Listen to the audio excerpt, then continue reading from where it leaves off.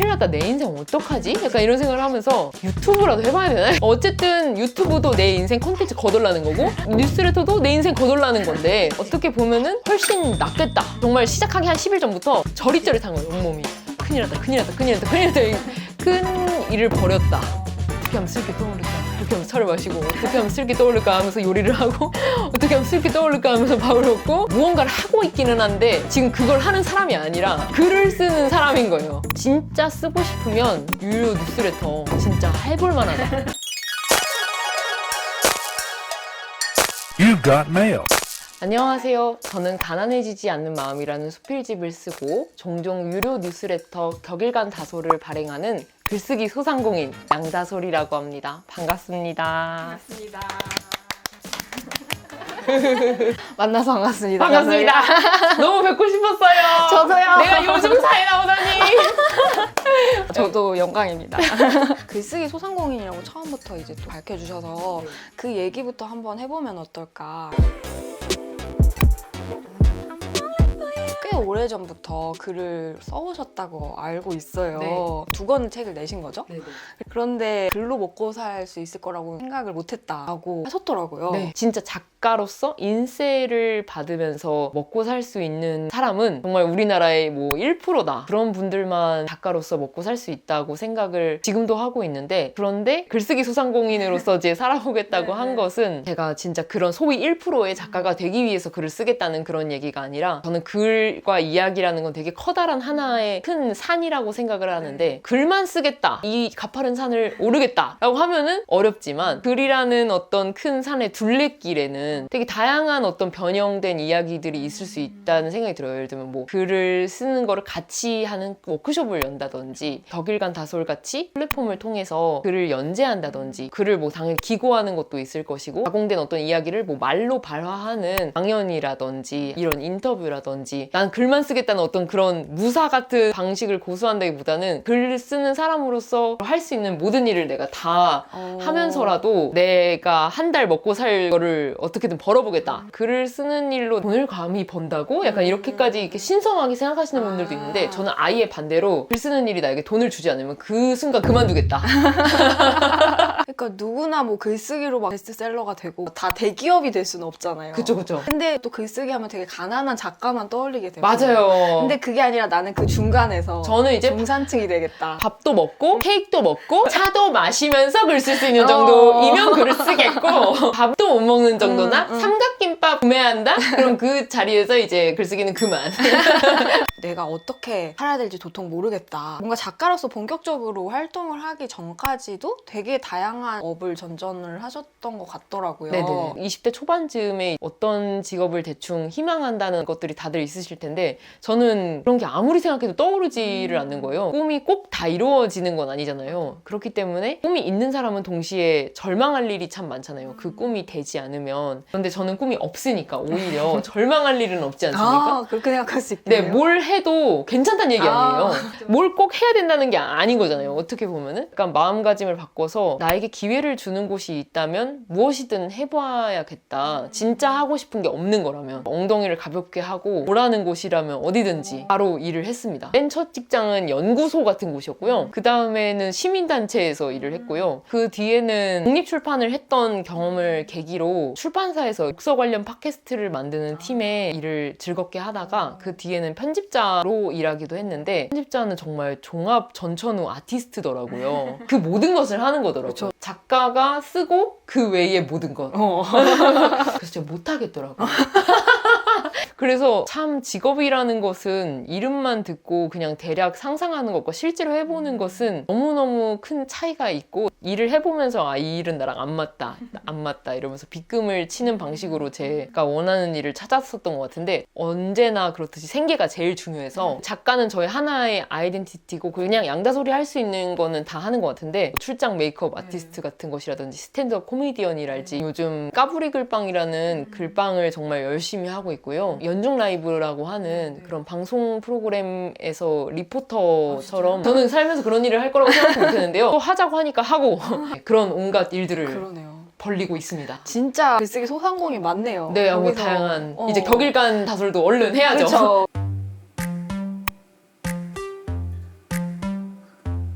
잠시 퇴사를 하고 뭐 다른 일을 또 찾아볼 수도 있고 독립출판물을 뭐 한 번 더 내볼 수도 있는 거고 하필이면 왜 그런 방식을 택했는지. 요즘 많은 분들이 이제 퇴사를 하고 회사만이 답이 아니다라는 생각을 많이들 하시는 것 같고 나만의 어떤 거를 만들어야겠다는 생각을 많이 하시는데 그중에 대표격이 이제 유튜브잖아요. 그렇죠. 정말 당시에 이제 너도 나도 유튜브를 하고 있었는데 그때 유튜브라도 해봐야 되나? 이런 생각을 했던 것 같아요. 제 친구가 내 친구야. 잘 생각해봐. 유튜브는 장비도 갖춰야 되고 초기 비용 같은 것들이 있고 만약에 하다가 망할 수도 있고 잘 안 될 수도 있고 수입도 되게 늦게부터 발생을 하고 그것도 되게 많지 않다고 들었는데 될 확률도 너무 적고 근데 친구야 있잖아. 글을 쓰는 거는 초기 비용이 0원이다?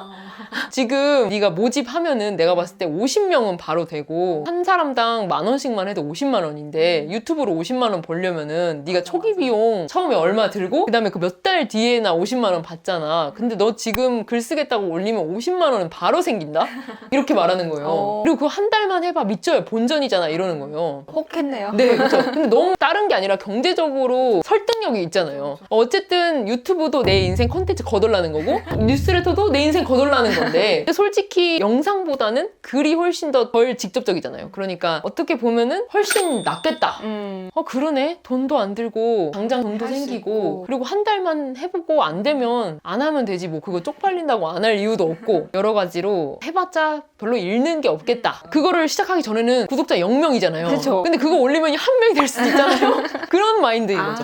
한강호 포스터가 굉장히 인상적이었는데 영화의 오마주였죠. 하피가 등단도 안 했고 책도 못 냈고 상도 못 받은 그냥 양다솔의 격일간 다솔 이렇게 쓰신 거예요. 오로지 팩이죠. 백이. 사실 그 포스터 자체도 제가 만들어야 되는 거잖아요. 그쵸. 글쓰기 소상공인이 된다는 건 이런 것부터 자기 손으로 한다는 게 시작인 것 같아요. 제가 사실 절대 민낯이나 안경 쓴 모습으로 사람들 앞에 서는 걸 좋아하지 않는데 그 포스터에서는 제가 완전히 민낯에 안경을 쓰고 있어요. 거의 처음이거든요. 전혀 꾸미지 않고 전혀 과장하지 않고 그러니까 나 별거 없긴 한데 별거 없는 거라도 괜찮다면 다 주겠다. 거의 프로포즈인데? 그쵸? 약간 패기 있는 프로포즈 같은 두렵고 설레이는 마음으로 만들었었던 생각이 나네요. 생각보다 구독자가 많이 구독을 하셨죠? 네네네. 어땠나요? 저는 진짜 50명만 돼도 좋다라고 생각을 하고 있었는데 일단 너무 놀랐고 10,000원. 네, 10,000원이었죠. 10,000원이고 격일로 격일로. 한다. 사실 이제 일간계의 조상이신 그쵸. 그 이모 씨에 비하면은 이유라 작가님이 네네. 계시죠?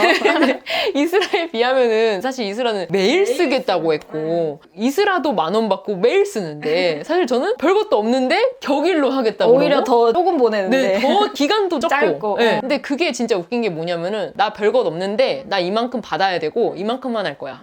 이게 저의 그때 스탠스였던 것 같아요. 그러니까 나 별거 없으니까 뭐라도 다 할게가 아니라 근데 난 이만큼만 할 수 있어 라고 제가 할 수 있는 거를 정확히 말한 거죠. 이 사람 식이나 되는 사람도 이렇게 하는데 그럼 나도 어떻게든 이런 걸 킵업을 해야지가 아니라 내 방식은 이거고 그쵸. 난 이거를 할 거야 라고 그냥 말을 한 거고 그래서 거기에 동의한 사람들이 네, 그렇게 그쵸, 모이게 그쵸. 된 거고. 근데 그게 너무 놀라운 일이었고 아무것도 아닌 사람인데 무대에 나서기 전부터 엄청 많은 박수를 받은 것 같은 그런 느낌이 그쵸, 들었어요. 아직 시작하지 않았는데 네네네네. 몇 명이 모였어요? 첫? 그건 비밀이고요. 아, 그래 비밀이에요? 네, 비밀인데 정말 많이 모였어요. 제가 생각했던 거 10배 이상 모였어요. 아, 진짜? 네, 정말 시작하기 한 10일 전부터 피가 모두 이렇게 빠져나가서 지구의 핵으로 흘러드는 것 같은 저릿저릿한 거예요, 온몸이.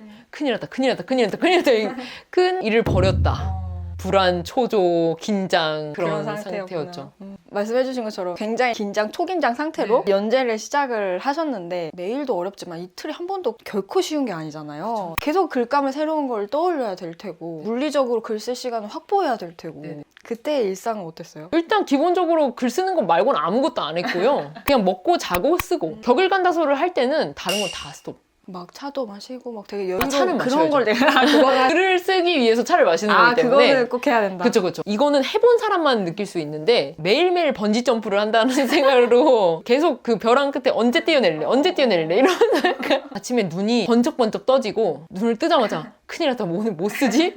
어떻게 하면 쓸 게 떠오를까라는 생각을 하면서 모든 일을 하는 거예요. 그러니까 뭐 어떻게 하면 쓸 게 떠오를까, 이렇게 하면서 차를 마시고, 어떻게 하면 쓸 게 떠오를까 하면서 요리를 하고, 어떻게 하면 쓸 게 떠오를까 하면서 밥을 먹고, 어떻게 하면 쓸 게 떠오를까 하면서 산책을 하고, 무언가를 하고 있기는 한데 지금 그걸 하는 사람이 아니라 글을 쓰는 사람인 거예요. 그럼에도 불구하고 약속은 한 번도 어기지 않았다. 펑크를 안 냈죠. 그쵸. 네. 그게 진짜 쉽지 않은 것 같거든요. 약속을 어기지 않을 수 있었는지. 진짜 그 약속을 어기지 않고자 하는 그 몸부림을 실제로 보시면은 진짜 안쓰러워서 눈물이 나실 거예요. 진짜로. 맨 처음 시작했을 때는 한 번도 해본 적이 없기 때문에 첫날에 그냥 계속 앉아서 뭔가를 써서 초고를 첫날 쓰고 둘째 날엔 그걸 계속 퇴고해서 마지막에 보내는, 두 번째 격일간다소를 했을 때는 첫날은 어떻게 해도 안 써지고 둘째 날 아침부터 쓰기 시작해서 저녁 때쯤 퇴고를 해서 보냈고, 세 번째 격일간 때는 첫째 날은 마치 나는 아무것도 안 하는 사람처럼 놀고 둘째 날도 계속 놀다가 저녁쯤 앉아서 쓰기 시작해서 새벽에 퇴고해서 보내고. 진짜 웃겼던 게 이제 이슬아가 제가 연재를 할 때 저희 집에 오는 걸 좋아해요.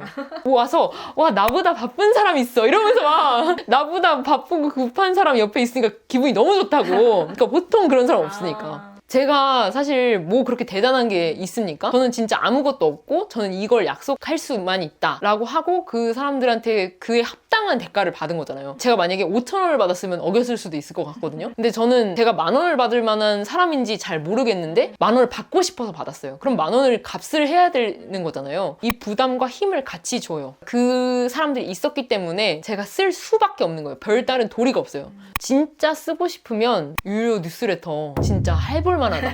왜냐면은 정신 차리고 보면 다 써져 있어요.